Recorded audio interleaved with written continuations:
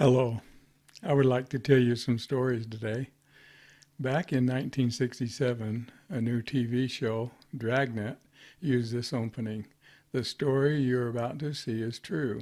The names have been changed to protect the innocent. My stories are true also, and I do not name any names either. Since this is about police work, I need to get changed. There, that's more like it, what you would expect if you were involved in a police officer. Let's get started. These stories are about vehicle accidents I've investigated during my years of law enforcement. Of all the jobs I had, I got the most challenge and satisfaction from accident investigations. During my career, I started counting how many I did, and I stopped at 3,000. Now I have a story about two serious accidents I investigated while a city patrolman. The first one was officially my first accident to investigate ever. I was still riding with my training officer and hadn't attended any academy classes yet. Back then you had up to 6 months before you had to be certified. Anyway, we were dispatched to an accident involving a car that ran off the road and hit some trees. When we got there, we could see the driver slumped over. My trainer called for an ambulance while I checked the driver. He was slumped over the steering wheel, and not knowing any better, I tipped him back and saw that his throat was sliced from one side to the other. He hit the steering wheel very hard. He tried to talk, but only gurgling sounds came out of his throat. Thank goodness the ambulance arrived and got him to the hospital. Several weeks later, I met him when he came to the station to thank us. He had a neck brace on so he wouldn't pull out the stitches, and his voice was weird, but he lived through it. I investigated another accident where a car drove into the side of a moving train. It was a dark night. The railroad crossing was out in the country where there were no railroad gates or lights. The driver just didn't see the train in his headlights.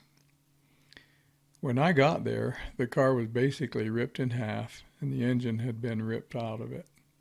Against all odds, I found the driver just wandering around. When I put my flashlight on him, I could see his nose was almost cut off. It was hanging down by just a little bit of flesh. He didn't even know it.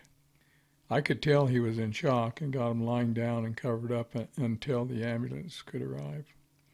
I met him again a few weeks later while walking downtown. He had stitches in his nose and he said he just didn't see the train. But again, at least he was alive. The next wreck is a sad one, but most wrecks are. This accident involved a logging truck investigation while I was a trooper.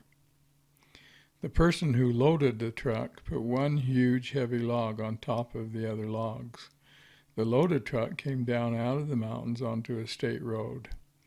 There was a curve in the road that most people slowed down for, although a car can drive it without problems on dry roads. The state has rebuilt the curve since this accident, probably because of it. I was a trooper and was dispatched to the accident.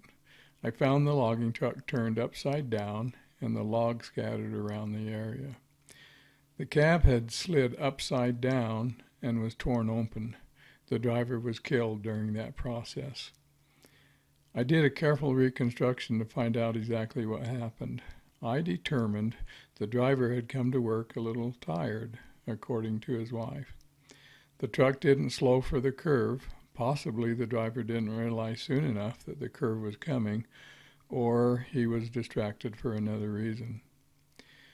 The heavy log on top made the truck a little top-heavy and more prone to tip over during the turning process, especially if the driver yanked the wheel when he realized how sharp the curve was. One last story. This was an accident that occurred in December of 2001. While I was an investigator for corrections. My investigation was done for the correction department's internal use and was not the official investigation. Because of my past employment as a trooper, I was allowed to work closely with the Highway Patrol, who were the official investigators. Due to the injuries and liability, it was one of the most important and thorough investigations I've done. A van with 2 correctional officers and 9 offenders left the prison and got onto the freeway for transportation to another facility. About 10 minutes into the trip, the driver lost control. The van drove into the median between the freeway lanes and rolled. 5 of the inmates and the officer in the front passenger seat were ejected. 4 inside were tossed around. We later determined that the driver was the only one with his seatbelt fastened. There were no fatalities, but several sustained lifetime injuries, and the officer was crippled for life. The main cause was inattention to the road and low tire pressure. The driver was eating snacks while he was driving, which was against policy. He reached down to get a drink and started to drift out of his lane. He noticed it and jerked the steering wheel to correct the drifting. The low tire pressure exacerbated the overcorrection and led to the van's rear swaying and loss of control. The van left the pavement and went into the median and rolled. Well, those are my stories today. Thank you for your time.